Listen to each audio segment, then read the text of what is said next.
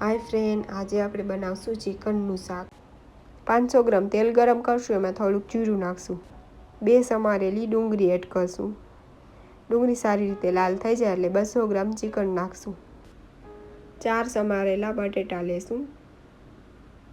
હવે થોડુંક મીઠું નાખશું। થોડીક હળદર નાખશું। 2 ચમચી ધાણાની ભૂકી એડ કરશું।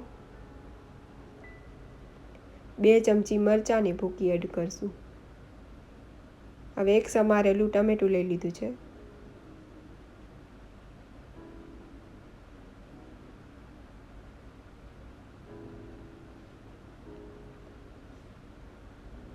થોડુંક પાણી નાખીને મિક્સ કરશું। સારી રીતે મસાલો પાકી જાય।